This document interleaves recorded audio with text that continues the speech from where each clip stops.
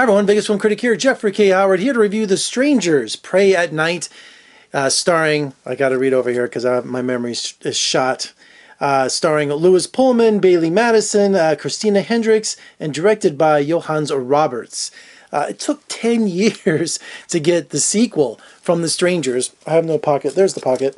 I love the original Strangers. I mean, it deals with my fears of when I was a little kid. I was a nightlight kid, you know. I was afraid of the dark, afraid of things underneath my bed, and most of all, afraid when I was left alone.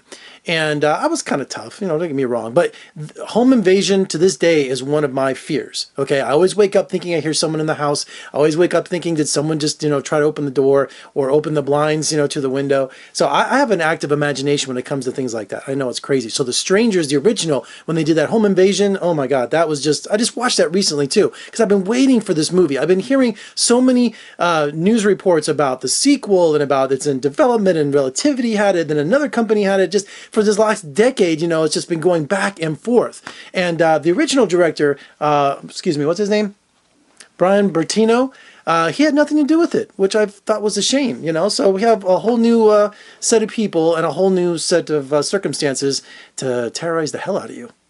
Now, of course, the beginning of the movie, like the original, they tell you, okay, it's based on true events, you know, so this actually happened, maybe? I was all over the internet trying to find out exactly what was the true events inspired by this. Because the setting this time is, we have a family coming down to this abandoned trailer park, or a trailer park that's being closed, to visit their uncle and help him, I guess, with closing things, or I don't know what they were doing. So they arrive real late at night, and of course, you know, it's an abandoned trailer park, really creepy, and we have our three killers, and their names are, this is cool, we got Dollface, Pinup Girl, and Man with Mask, which I like to call Bagface. That's what I've heard him called.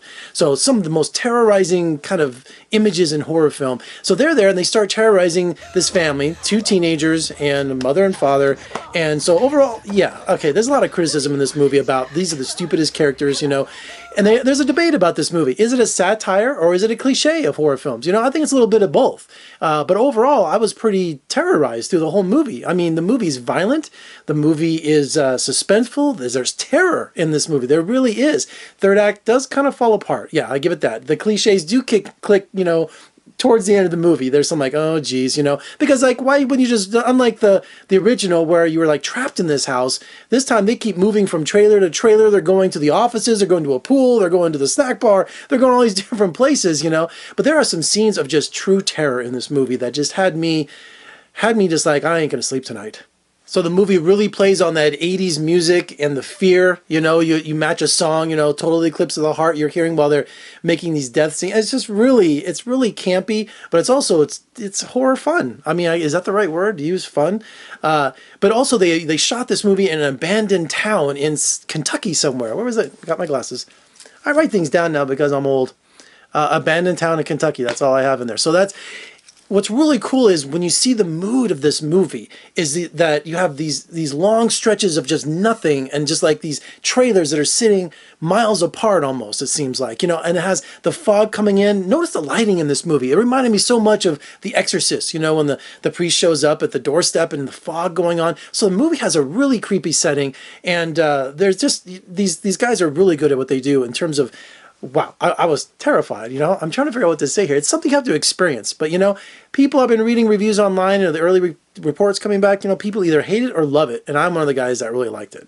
Got to mention the mother, Christina Hendricks. She was great in this movie. I mean, she was beautiful. And Bailee Madison, she was the reject girl, not the reject girl, what's it called? You know, just the suicide girl? No, not suicide girl. What the hell is she? The punk girl. She was wearing the Ramones shirt the whole time, rebelling against her father and her mother. She's being sent to a boarding school. She has nothing to lose, so she's a tough cigarette smoking girl. And then her older brother, Louis Pullman, Bill Pullman's son, believe it or not, he's the jock, the one the family all loves, the perfect boy.